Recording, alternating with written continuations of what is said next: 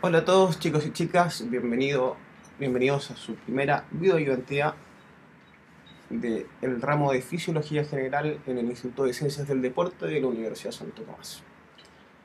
Mi nombre es René Vergara y seré su guía en este pequeño tutorial acerca del ciclo cardíaco. Antes que todo decirle de que esta información está archi contra repetida en internet. Lo único que haré yo será tratar de darle ciertos matices para facilitar su comprensión y aplicación a lo que es nuestra área, que son las ciencias del deporte, pero en cuanto a fondo es exactamente lo mismo.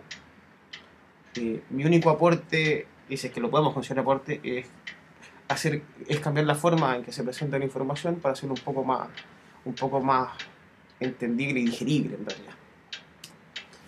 Bien, en este tutorial tenemos que entender lo siguiente. Lo primero es, ¿qué es el ciclo cardíaco? Segundo, ¿para qué entenderlo? Tercero, ¿cuáles son sus componentes? Y cuarto, ¿cuáles son sus fases? En cuanto a qué es el ciclo cardíaco, lo podemos definir como el conjunto de eventos fisiológicos que componen que se encuentran dentro del marco de una sístole y una diástole. ¿Qué quiere decir esto? Esto no es nada más que una forma que intenta ser elegante para decir que un ciclo cardíaco es una contracción y una relajación del corazón. Tan fácil como eso. Y ahora, ¿para qué entenderlo? Eh, Nosotros como científicos del deporte necesitamos tener un manejo importante del ciclo cardíaco porque de ahí se derivan un montón de indicadores acerca de la intensidad del ejercicio, lo cual me va a permitir a futuro no solamente hacer que mis deportistas anden mejor, porque voy a ser más eficiente para entrenar, porque voy a realizar una mejor cuantificación del esfuerzo, eh, ya sea por frecuencia, variabilidad o el índice que necesitan aplicar. Eh, Como digo, no solamente va a hacer que mis deportistas anden mejor, sino que además va a evitar de que mate a la vieja obesa, hipertensa y diabética que me toque entrenar en algún momento si es que me quiero dedicar a la salud. Entonces, para mi éxito profesional es tremendamente importante como científico del deporte conocer bien lo que es el ciclo cardíaco. Luego hay que entender sus componentes, los cuales limitaremos a tres para hacerlo todavía más fácil y luego entender su fase. Tan simple como eso. Ahora, nuestro primer gran problema cuando empezamos a entender el ciclo cardíaco o cuando empezamos a tratar de entender el ciclo cardíaco es que lo primero que nos plantan es este gráfico. En este caso extraído creo de Keaton Hall o Button Hall o como lo quieran pronunciar. El problema con esto es que si bien muestra muchas curvas que luego van a ser muy fáciles de entender, inicialmente es muy intimidante. Así que lo que vamos a hacer, no darle atención por ahora, luego volveremos a él, pero digamos, necesitamos tener la claridad de que esto va a ser fácil. O sea, estas curvitas después uno ni siquiera tiene que aprendérselas, después las deduce de lo que vamos a ver. Como decíamos, qué lata este cuadro, en este momento. Bien, los componentes que vamos a considerar para este tutorial o para esta manera pedagógica de entender el ciclo cardíaco serán los eventos que pasan en la aurícula, el ventrículo y la arteria. Cuando veamos alguna imagen esta, con este relieve, estos circuitos alrededor, quiere decir que esa parte del corazón se está contrayendo. Eh, Estas serán las válvulas, las cuales no nombraremos no diremos un nombre en particular porque varían de corazón izquierdo a corazón derecho, pero sí hablaremos de las presiones y cómo generar esto. Hay que entender, sí, primero que todo, que el, los fluidos van de donde hay mayor presión hacia donde hay menor presión. Y que las válvulas sirven para evitar el retroceso. Es decir, cuando se contrae el ventrículo, la válvula que lo divide, que lo separa de la aurícula, se va a cerrar. Y asimismo, cuando la presión es mayor en la arteria que en el ventrículo, esa válvula se va a cerrar. Es decir, simplemente están ahí para evitar el retroceso. Así que, como decíamos, tres componentes, y con eso deberíamos ser capaces de reconstruir este gráfico. Bien, como decíamos, el ciclo cardíaco se compone por una sístole y una diástole. Y la sístole comienza con la contracción auricular. ¿Qué pasa en esta fase? La aurícula, primero que todo, se contrae. Oh. El ventrículo recibe la sangre que se encontraba en la aurícula, puesto que al contraerse generó un aumento de presión que supera al que se encontraba en el ventrículo, el cual le vamos a poner un milímetro de mercurio, pero lo que queremos decir en realidad es que es despreciable. O sea, no. Cualquier tipo de contracción de la aurícula va a hacer que se supere digamos, lo que se encontraba en el ventrículo. De hecho, al punto tal de que esta válvula ya se encontraba abierta al momento de contraerse la aurícula. Y la arteria se encuentra cerrada, puesto que tiene 80 milímetros de mercurio y su presión es mucho mayor a la que se encuentra en el ventrículo. Estos datos, en cuanto a valores absolutos de presión, son del corazón izquierdo. El corazón derecho, que se encarga de la circulación que va a los pulmones para oxigenar la sangre, eso se reduce a 1/3. ¿Ok? Para que no haya confusión, estos son valores del corazón izquierdo, de la circulación sistémica. Bien, pues como decíamos, luego de contraerse la aurícula, el corazón ya está en un 100% de su capacidad, el ventrículo. Ya está en un 100%. Por tanto, empieza a contraerse. Y esto inicialmente lo hace con ambas válvulas cerradas. ¿Por qué? Porque se contrae y su presión sube. Pero sube inicialmente lo suficiente para superar a la aurícula, lo que cierra la válvula para evitar un retroceso, pero aún no es suficiente para vencer la presión que se encuentra en la arteria, que son 80 milímetros de mercurio. Por ende, vamos a tener una contracción sin eyección. Y como no hay eyección y los líquidos no son compresibles, es decir, mantienen su volumen metiéndole la presión que uno le quiera meter, y no así como el aire en un globo, vamos a encontrarnos con una contracción isométrica del corazón, lo que nos da el nombre sístole isovolumétrica, es decir, una contracción del ventrículo sin que haya un cambio de volumen. O sea, una contracción isométrica del ventrículo. Lo que nos lleva a la fase de eyección ventricular rápida. ¿Qué quiere decir esto? Bien, acá estábamos de los 5 milímetros de mercurio a los 80. O sea, hasta quedar igual o ligeramente por debajo de la presión de la arteria. Una vez vencemos esa presión, la sangre sale desde el ventrículo hacia la arteria de forma explosiva, con velocidad y de manera acelerada. Porque aquí estamos, en esta curva estamos yendo hacia arriba de las presiones. O sea, la presión sube, no solamente supera a la arteria, sino que va incrementándose. Aquí vamos de los 80 a los 120.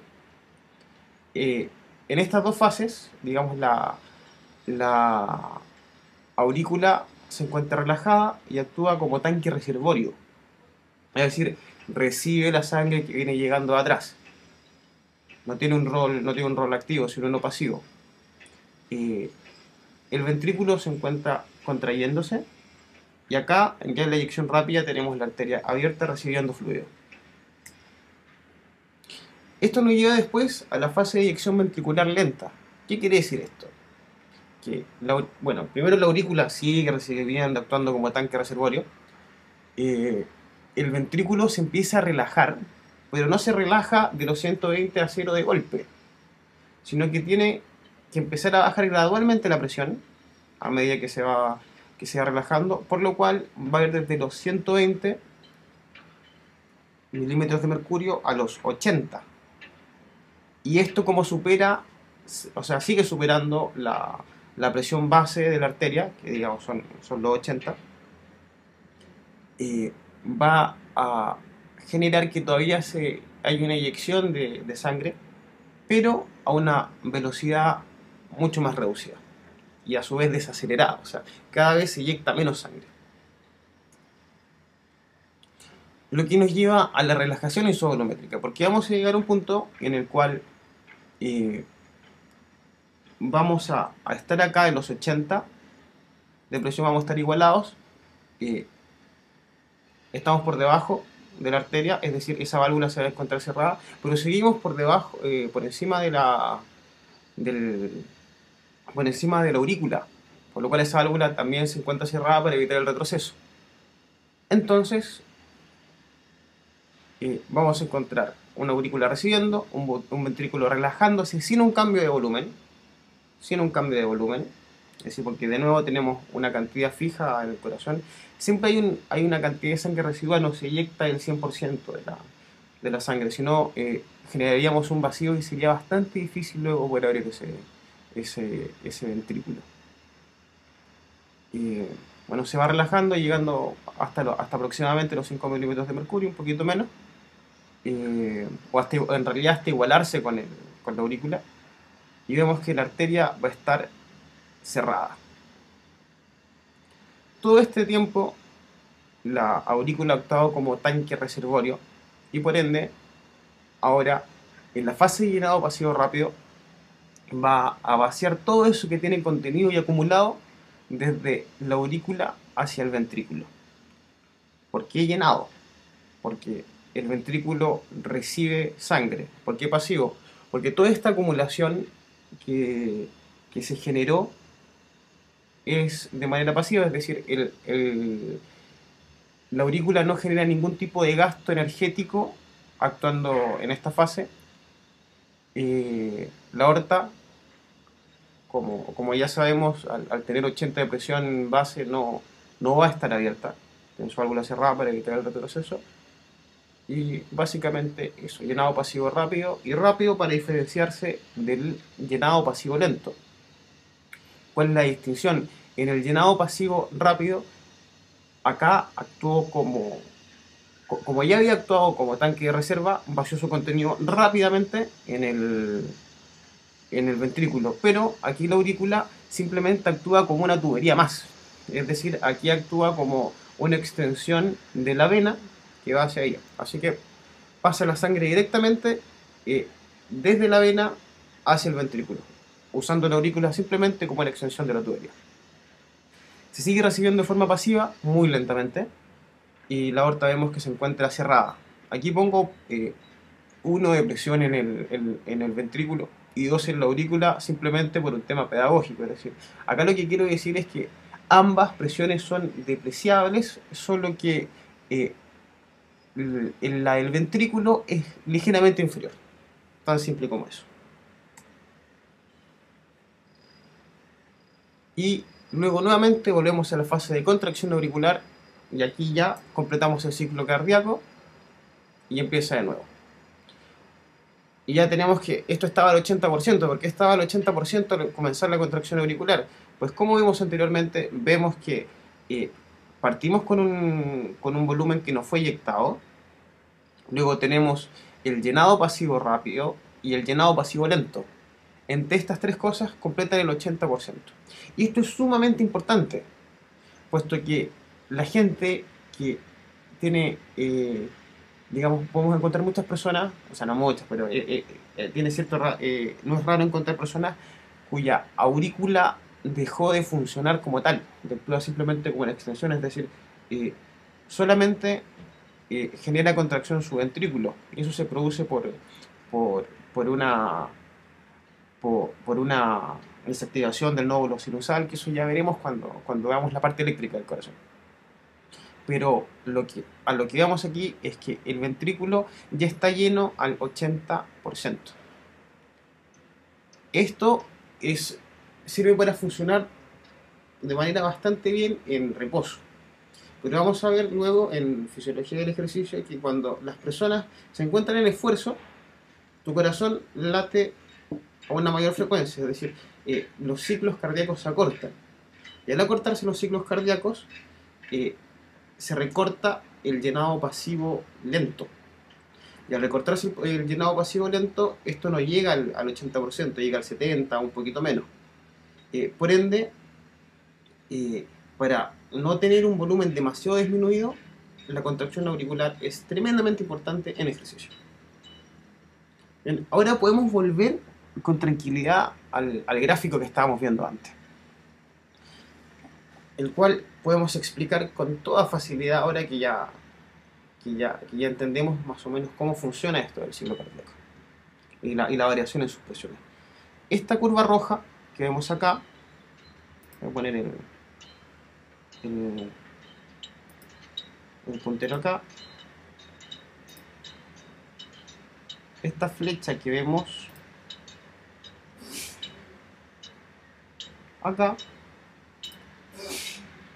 no me resultó, pero bueno.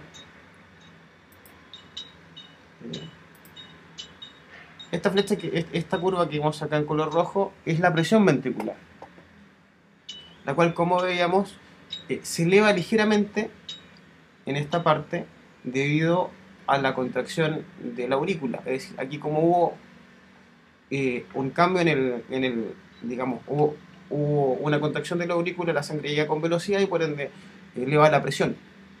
Luego voy a tener una contracción que es la que corresponde a la contracción isovolumétrica o sístole isovolumétrica. Luego se va a superar la presión de la arteria. Acá, como vemos, vamos del 0 o de casi 0, de un volumen, de una presión depreciable, al 80. Aquí vencemos la presión de la arteria. Se acelera todo esto, llegando acá hasta el pic de 120. Esto sería la eyección rápida. Luego se va relajando el ventrículo, generando la eyección lenta. Después vemos cómo se relaja isovolumétricamente, puesto que aquí estoy entre los 80 digamos, y la pequeña presión que encontramos en la aurícula. Luego aquí la presión está ligeramente elevada, puesto que aquí es el llenado pasivo rápido. Luego tenemos el llenado pasivo lento. Y nuevamente tenemos la contracción de la aurícula, la sístole isovolumétrica, eyección rápida, eyección lenta, relajación isovolumétrica, llenado pasivo rápido, llenado pasivo lento, y así sucesivamente. Aquí hay una pequeña pifia en este gráfico que vamos a ver enseguida, por ende lo vamos a explicar acá. Como decíamos, esta segunda línea habla acerca del volumen ventricular. Y por ende, acá vemos que el volumen del ventrículo parte aquí arriba, es decir, ya está bastante lleno. Se llena aún más con la contracción auricular. Acá esto en realidad no baja, aquí se ve una pequeña declinación, pero eso se debe a un error en la impresión del libro nada más. Acá se encuentra bien y vemos que durante la contracción isovolumétrica, que la vemos acá, el volumen ventricular se mantiene, por eso es isovolumétrica. Luego digamos, de esta contracción con una mantención del volumen, vemos que la sangre se eyecta de forma rápida y acelerada hasta llegar al punto correspondiente a los 120 de presión, que es el límite de la fase de eyección rápida. Y vemos que esto empieza a desacelerarse, luego genera una relajación manteniendo el volumen, que es la relajación isovolumétrica, luego se llena de forma acelerada, lo que corresponde al llenado pasivo rápido. Luego tenemos el llenado pasivo lento. Luego tenemos la contracción auricular, la contracción isovolumétrica, eyección rápida, eyección lenta, relajación isovolumétrica y así sucesivamente. Esto ya, como decíamos, es bastante más entendible. Luego tenemos aquí el electrocardiograma, que lo vamos a explicar más o menos a la rápida porque ese tema se merece un video completo para sí mismo, pero vamos a adelantar un poquito, para no quedarnos aquí con estas rayas sin explicar. Bien, lo más básico, digamos, y lo más importante a entender aquí es que los eventos mecánicos, es decir, las contracciones de los músculos del corazón, se encuentran siempre antecedidos por eventos eléctricos. Es decir, se produce un impulso eléctrico, el cual es el que desencadena la contracción. Por ende, hay que entender esto con un ligero desfase. Es decir, acá podemos ver que la onda P, que se produce en el nódulo sinusal, que se encuentra en la aurícula, vemos que esta onda corresponde a la contracción,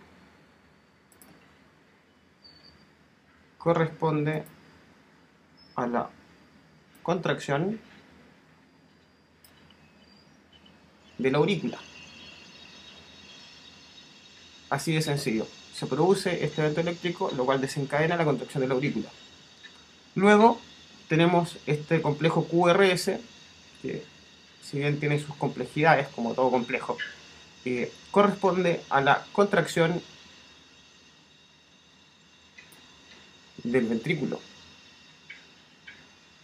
Y acá se genera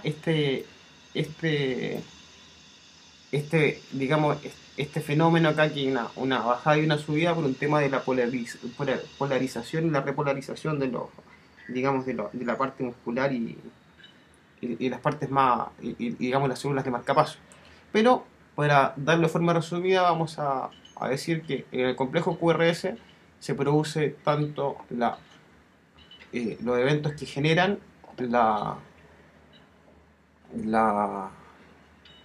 generan la contracción del ventrículo como la relajación de la aurícula. Y luego tenemos la onda T, que simplemente corresponde a la repolarización de las células de marcapaso que encontramos en el ventrículo. O no sé si las de marcapaso, pero tiene que ver con la repolarización del ventrículo. Por ende, así es mucho más facilito de entender, porque cada uno está asociado al evento que en tiempo es ligeramente posterior. Y acá tenemos finalmente los sonidos cardíacos. Los sonidos no tienen que ver con el latido en sí mismo, sino con la apertura y el cierre de las válvulas. Acá vemos que en el primer sonido cardíaco se compone por dos eventos: el cierre de la válvula auriculoventricular y la apertura de la válvula arterial, que son estos dos eventos que se generan acá, con un ligero desfase, puesto que el sonido, digamos, se demora un cachito en llegar. Y el segundo sonido se da solamente por el cierre de la válvula arterial y por ende es más cortito. El tercero tiene que ver con un tema de llegada brusca de sangre hacia al ventrículo en algunos casos, y en otros casos, digamos, es patológico. O sea, no siempre es un sonido patológico, y eventualmente vamos a encontrar un cuarto sonido que ese tengo entendido que es siempre patológico. Ahora, yo no soy un experto en fisiopatología, pero eso es lo importante es que sepamos que el primer y el segundo latido se producen por la apertura y el cierre de las válvulas. O sea, el segundo solamente por el cierre, y el primero por la apertura y el cierre de las válvulas. Y ahí están prácticamente todas nuestras curvas. Luego nos quedan un par de líneas punteadas que tienen que ver con la presión aórtica, que como decíamos viene de 80 a 120, baja, 80 a 120 y se genera un pequeño, un- una pequeña inflexión, pero no la vamos a considerar para este tutorial. Y vemos aquí la presión atrial. El atrio es, digamos, es no más que una manera ciútica de decir aurícula. Y vemos aquí cómo va, más o menos, de un poquitito más que 0 al 5. Y eso, como vemos, este gráfico en realidad no es tan, no es tan complejo. Nos indica incluso a qué fase corresponde cada una. Y vemos que ya sabiendo simplemente lo que pasa en 3 compartimentos durante los creo que 8 pasos de este ciclo, pudiéndolo entender ahora con total facilidad. Bien, ahora una pequeña ayudita de memoria, que son los principios que tienen que recordar para que la reconstrucción del gráfico sea lo más fácil posible. Además de recordar lo que pasa en cada uno de estos 3 compartimentos durante los 8 pasos, tenemos que recordar siempre que los fluidos van desde donde hay mayor presión hacia donde hay menor presión. Las válvulas evitan el retroceso, es decir, cuando eh, hay mayor presión en un compartimento que viene después que en el que viene antes, se va a cerrar la válvula correspondiente para evitar que la sangre se devuelva. Y recordar también que el corazón derecho tiene exactamente el mismo volumen que el corazón izquierdo, si no habría un problema de flujo importante y que habría una acumulación de flujo en los pulmones en caso de que este fuera, de que el corazón izquierdo fuera menor. Eh, y que la diferencia única es que tiene 1/3 de la presión y por ende las paredes, no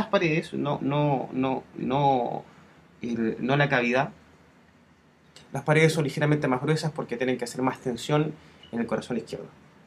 Nada más que eso. Les deseo el mayor de los éxitos y éxito y no suerte, porque la suerte la necesita la gente que no estudia y ustedes son un buen curso. Así que eso, les vaya bien en el examen. Hasta otra video ayudantía. Adiós.